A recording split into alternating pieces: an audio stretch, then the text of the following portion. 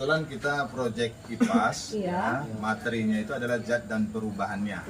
Pada materi zat dan perubahannya, kita bisa lihat kayu dibakar ini perubahan apa, Nak? Kimia. Kalau perubahan kimia berarti dia bentuknya tidak dapat dikembalikan ke semula. Maka kayu dibakar termasuk perubahan bentuk secara kimia. Nggak bisa balik lagi dia, ya kan? Bisa balik lagi. Kemudian ini berarti dipanaskan. Setelah dipanaskan, yang padat tadi berubah menjadi gas asap kan gitu kan. Nah, kemudian asapnya didinginkan kembali menjadi berubah menjadi cair. Cairannya itu dimanfaatkan untuk mungkin apa, Bu? Asap cair tadi Asap atau cair smoke tadi. liquid atau untuk bahan disinfektan untuk ini apa namanya itu kayu. Iya, berarti di sini sudah ada perubahan 3 zat ya. Dari padat berubah menjadi gas, kemudian berubah menjadi cair. Jadi inilah bukti aplikasi di lapangan ada perubahan wujud zat ya. Nah, itu sangat bermanfaat sekali. Kita sudah kunjungan hari ini. Ya. Semoga bisa memberikan pemahaman yang lebih luas lagi kepada Ananda semua kan. Nah, mungkin tambahan lagi. Assalamualaikum warahmatullahi wabarakatuh. Waalaikumsalam warahmatullahi wabarakatuh. Baik anak-anak ibu, sore hari ini kalian rupanya dari kelas 10 yang terbarukan dengan guru pembimbingnya itu Pak Riki Apriali, rupanya datang ke sini ingin berkunjung ya. Seperti apa jurusan kita? Salah satunya ini adalah proses pengolahan biobriket. Nah, kalau dikatakan bio-bio itu berarti dari tumbuh-tumbuhan, ya kan? Nah, ini adalah bagaimana proses pengolahan tempurung kelapa, ya tempurung kelapa yang sudah dikeringkan, yang sudah dibersihkan itu diolah menjadi biobriket. Ya, biobriketnya itu apa, Bu? Untuk bahan bakar pengganti minyak solar, minyak lampu. Ya, biasa di desa-desa biasanya kita pakai minyak lampu, bisa kita ganti dengan menggunakan briket. Ya, jadi bagaimana prosesnya, Bu? Tempurung kelapanya itu, Bu, biasanya Bu kita bersihkan dulu, ya seperti ini tempurung kelapanya. Nah, tempurung kelapanya kita seperti ini kita bersihkan serbuk-serbuknya. Nah, setelah dibersihkan langsung kita jemur. Nah, kita jemur ya kan supaya kering, supaya gampang untuk kalau dikeringkan untuk apa, Nak? Untuk gampang apa ini? Untuk gampang proses pembakaran. Lebih gampang dibakar proses yang kering atau yang lebih basah? Yang kering. Makanya perlu kita lakukan proses pengeringan atau dijemur ya. Setelah itu tempurung kelapa ini setelah udah bersih seperti ini, udah kering, udah dijemur, baru dimasukkan ke dalam tungku biobriket ini. Nah, jadi alatnya terdiri dari 2 secara garis besar. Ini sebenarnya satu kesatuan. Ini tungku biobriketnya. Ya, ini adalah pendinginannya. Nah, jadi apa, Bu, yang terjadi di dalam tungku biobriket ini, Bu? Pertama, tempurung yang sudah dibersihkan dari kering tadi masukkan ke dalam ini, alat tungku hidrolisis. Kalau bisa, Nak, tinggalkan 3/4-nya untuk asap nanti yang akan naik. Ya kan? Tak perlu harus terlalu full, sekalipun tidak apa-apa. Masukkan, kemudian kita bakar dari bawah. Ya kan? Di bawah ini nggak bolong ini, Nak, enggak. Jadi pertama yang kita panaskan itu kita bakar, ini jadi udah dipanaskan. Apanya ini? Badan ininya, pirolisis-nya. Atau apa namanya itu, besi. Nah, nanti panas dari besi itu nanti akan menyebar dia ke dalam tempurung kelapa tadi yang ada di dalam. Lama-lama dia panas, dia akan menimbulkan asap. Asapnya didinginkan di dalam tungku ini. Pendingin ini. Setelah asap kalau didinginkan jadi apa? Asap didinginkan jadi apa? Cairan. Ini dia.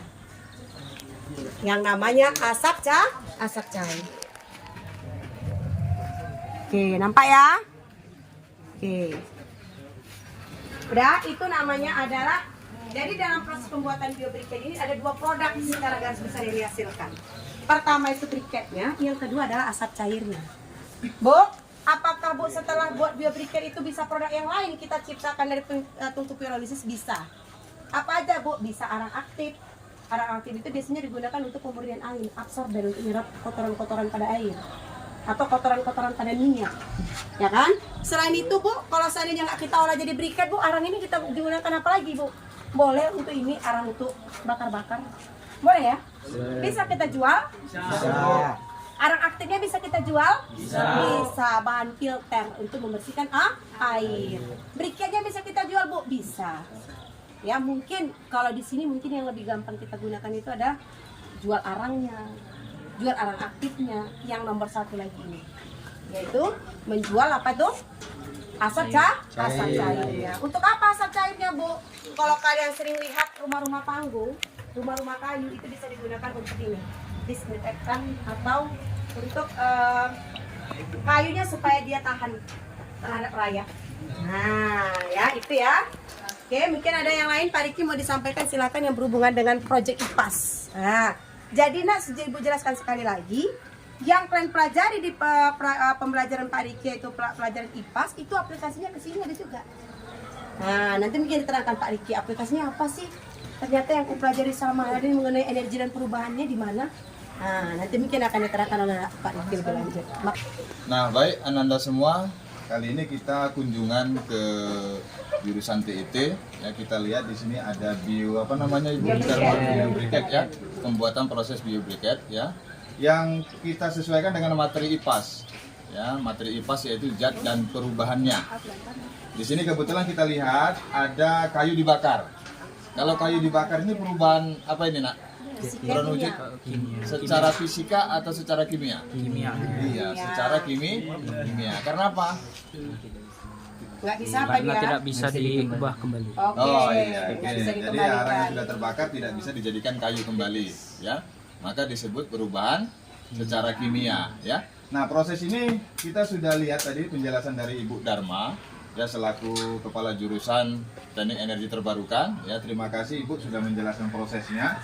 Khusus untuk proyek IPAS, di sini ada perubahan zat. Yang pertama, di dalam ada tempurung kelapa ya, yang dipanaskan, kemudian wujudnya padat, kemudian berubah sebagian menjadi uap, menjadi panas, asap, ya. Berarti perubahan dari padat menjadi apa? Cair. Kalau berubah Cair. uap, asap tadi berubah apa tadi? Padat berubah menjadi Cair. Hah? Gas. Gas dulu. Setelah gas dia di situ dia mengalir, didinginkan, yang gas tadi, uap tadi berubah menjadi Cair. cair. Jadi ada 3 perubahan wujud zat di sini, ada padat, gas, dan cair. Nah, inilah ya yang bisa kita amati secara langsung pemanfaatan ya, salah satu dari biobriket ini bisa termanfaatkan ya, perubahan wujud zatnya juga bisa sesuai dengan materi IPAS kita. Semoga kunjungan ini bisa memberi wawasan tambahan kepada Ananda semua ya, tambah semangat belajarnya karena sudah lihat langsung kunjungan ke jurusan TIT. Mungkin Semua ini adalah salah satu aplikasi juga dari proses belajar IPAS kalian ya.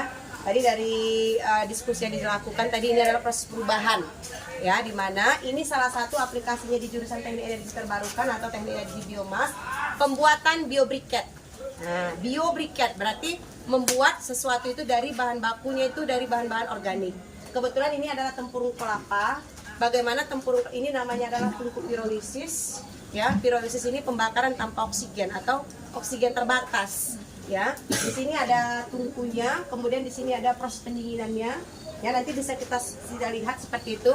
Tempurung kelapa yang udah kita jemur, kita bersihkan, itu kita masukkan ke dalam ini, ke dalam tabung pirolisisnya atau tungku pirolisis. Nah, ini cara kerjanya macam ini, Nak. Tempurungnya kita masukkan, kemudian kita bakar dari bawah, ya kan? Yang dipanaskan itu yang apanya ini dulu, apa namanya tuh, besi yang ada di sini dulu di luar. Nah, panasnya itu akan nyentuh yang ada di dalam, apa namanya itu, tempurung yang ada di dalam. Ya, kemudian dia akan berubah menjadi asap yang ada dihasilkan itu didinginkan di sini. Ya, di tabung tangki pendinginan ini. Nah, dah. Kemudian dia akan berubah menjadi asap cair seperti ini dia, Nak. Nah, karena kenapa? Seperti perubahan wujud, ya, padat, ya, dibakar menjadi asap, asapnya didinginkan menjadi cairan. Nah, itu pelajaran IPAS kalian atau IPA. Tetapi aplikasinya adalah pada pembelajaran juga jurusan, yaitu bagaimana proses pembuatan biobriket. Proses pembuatan biobriket ini ada beberapa produk yang dihasilkan. Pertama briketnya, yang kedua asap cairnya, jangan lupa. Yang ketiga jangan lupa, Nak, arang ini, arang briket sebelum dijadikan briket itu bisa digunakan arang aktif, bisa juga digunakan arang untuk kehidupan sehari-hari yang biasa kita gunakan untuk membakar-bakar. Jadi banyak aplikasi yang bisa kita gunakan. Tetapi yang sangat berhubungan betul dengan energi biomas yaitu bagaimana membuat energi terbarukan, salah satunya briket. Ya, jadi di sini dulu. Jadi nanti Ibu setelah ini kan dibakar nih, dipanaskan, kemudian menghitam lah di dalam. Iya, menghitam. Kemudian setelah ini didinginkan kembali, dibuka ya, dikeluarkan, didinginkan, kemudian baru ditumbuk. Nah, untuk proses pembuatan tepung briketnya. Nah, setelah itu udah jadi tepung diayak, kemudian baru bisa kita diaduk ya, dicetak, baru dijemur kembali. Pencampur supaya merekat dia Bu? Iya, pakai ini tepung kanji, tepung kanji yang pakai tepung kanji. Jadi tadi serbuk kemudian kasih tepung kanji dia. Iya, supaya merekat. Supaya merekat. Kemudian dibentuk ada yang bulat, modelnya. Tergantung selera. Nah, seperti apa. Jadi nak dari produk ini tungku pirolisis ini tergantung kita. Apakah mau ke briket kah kita buat? Apakah kamu arang aktif kita buat? Apakah mau arang biasa aja? Itu tergantung. Ya, tapi hasil samping yang lain ini asap cair ini penting. Jadi kalau kalian biasa barbecue di rumah, ya kan? Ini pakai ini nih. Ataukah biasa juga untuk di disinfektan ini kayu. Supaya tahan lama ya. Supaya tahan lama kita pakai ini. Ini nanti ada proses selanjutnya, Nak. Proses destilasinya. Jadi satu proses bisa berbagai macam produk yang bisa kita kembangkan. Ya, jadi satu produk, satu proses untuk beberapa produk. Tergantung kita ya kan. Ini istilahnya ini apa nih Bu, proses yang ini? Pirolisis. Pirolisis ya. Pirolisis yaitu ini tambahan nih Bu ya. Jadi kebetulan kita proyek kipas, materinya itu adalah zat dan perubahannya. Pada materi zat dan perubahannya, kita bisa lihat kayu dibakar ini perubahan apa Nak? Kimia. Kalau perubahan kimia berarti dia bentuknya tidak dapat dikembalikan ke semula. Maka kayu dibakar termasuk perubahan bentuk secara kimia. Nggak bisa balik lagi dia ya kan? Tidak bisa balik lagi. Kemudian ini berarti dipanaskan. Setelah dipanaskan, yang padat tadi berubah menjadi gas asap kan gitu kan. Nah, kemudian asapnya didinginkan kembali berubah menjadi cair. Cairannya itu dimanfaatkan untuk mungkin apa Bu? Asap cair tadi atau smoke liquid atau untuk bahan disinfektan untuk ini apa namanya itu kayu. Iya, berarti di sini sudah ada perubahan 3 zat ya. Dari padat berubah menjadi gas, kemudian berubah menjadi cair. Jadi inilah bukti aplikasi di lapangan ada perubahan wujud zat ya. Nah, itu sangat bermanfaat sekali. Kita sudah kunjungan hari ini. Ya. Semoga bisa memberikan pemahaman yang lebih luas lagi kepada Anda semua kan. Nah, mungkin tambahan lagi Bu. Ya, Ibu rasa itu ya. Jadi anak-anak Ibu semua. Jadi kalau kita belajar sesuatu, jangan kita berpikir belajar itu hanya untuk satu bidang. Ya, jadi satu bidang ilmu misalnya kita belajar tentang produktif di energi terbarukan itu menunjang pembelajaran yang lain. IPAS itu menunjang pelajaran di energi terbarukan, begitu juga fisik apanya, istilahnya mungkin belajar bahasa Indonesianya, belajar bahasa Inggris itu menunjang dalam kalian nanti untuk kalian belajar produktif kalian. Seperti yang tadi dijelaskan Pak Riki, kalian belajar di kelas 10 itu belajar IPAS tentang energi dan perubahan, tentang makhluk hidup, itu berhubungan dengan nanti pembelajaran kalian di PASEF. Ya kan? Oh ternyata aplikasi di PASEF-nya itu seperti ini loh. Saat misalnya kami belajar briket ada loh energi dan perubahan tersebut gitu loh. Oh ada tentang makhluk hidup, karena kita belajar nanti bahan bakar nabati, kita tentu akan belajar bagaimana kita mengelola bahan-bahan baku untuk pembuatan bahan BBM-nya. Ya, jadi kalian di kelas 10 mungkin lebih banyak proyek-proyek sederhana, tetapi nanti diaplikasikan di PASEF-nya yaitu di kelas 11 dan kelas 12. Ini salah satunya. Bagaimana membuat briket? Oh ternyata membuat briket itu ada loh di pelajaran IPAS juga. Mungkin dari saya itu saja Pak Riki yang bisa mungkin disampaikan. Ya, ada pertanyaan? Silakan kalau ada pertanyaan. Mana? Silakan. Ya. Boleh. Ya, silakan. Ya, bergantian. Silakan. Ada asap yang dihasilkan. Berubah menjadi cair. Yuk. Silakan. Enggak apa-apa. Silakan. Di sini mungkin bisa dilihat. Yang perempuan juga ikut.